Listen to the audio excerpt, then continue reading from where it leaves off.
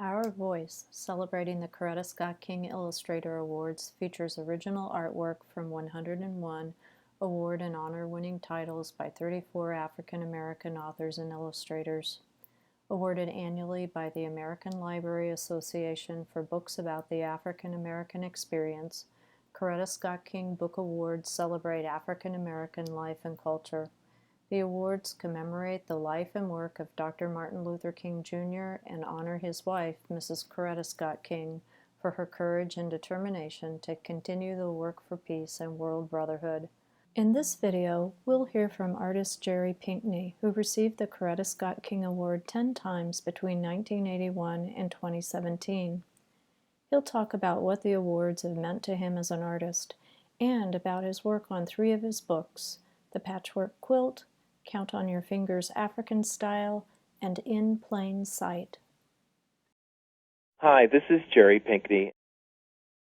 What I think that the Coretta Scott King Awards have meant to me, both as an artist and how I stand in the profession of publishing, is that it has been a signal that the work that I have been doing over the years has a value. The award is really a way of saying that the work that I've done contributes, that adds to this wonderful stew of books by and for African Americans. I think one of the main things that it has done is brought a light to those books that might very well be missed. I think what it has done is brought to the attention of school children and teachers, librarians, a bigger sense and a fuller sense and a richer sense of African American culture and life in all forms. I think what it's done is been able to share and speak to the complex levels that we find in African American life. One of the things that has been exciting to me is the fact that I, as an African American, have learned more and more about the fullness of my culture.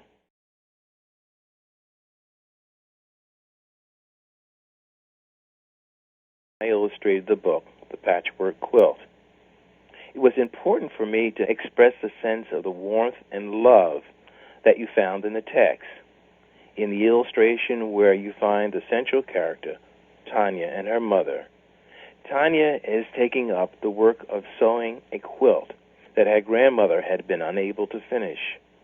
Her mother reaches over her shoulders to help out. It is a very emotional moment in this book, and in many ways essential to the narrative. The watercolors are somewhat loose in my handling of the subject matter. I wanted this picture to feel like I was there in the household, sketching as the family went about their day. The medium is pencil, watercolor, on paper. I illustrated the book, Count on Your Fingers African Style. Much of it takes place in the outdoor food markets. What I attempted to do with my illustrations was to create a sense of the hustle and bustle of the busy markets in Africa. This is especially true of pages 4 and 5 and 6 and 7, where I wanted the reader to feel as if she or he were the person actually buying the fruit from the orange seller. You see in the picture the young girl and her mother selling them, looking directly at the reader. The drawings were done in pencil and reproduced in black and white. The cover was also done in pencil with washes of color. And I am the illustrator of In Plain Sight. I'm going to tell you a bit about how I came to create this book, and then I'll share a page spread for you. I have a great-granddaughter, Zion, who loves to play hide and seek.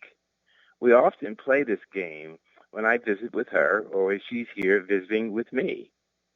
I related to Grandpa on the very first read of Dick Jackson's poetic manuscript. I also have a playful relationship with my great-granddaughter. One of my favorite spreads is Sophie's visit with Grandpa on Tuesday.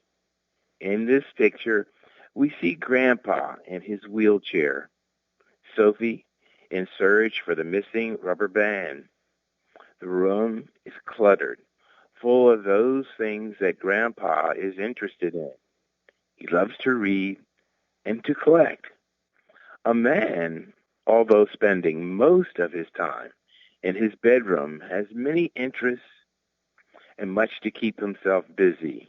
And most of all, Sophie's joyous and loving time is spent with him.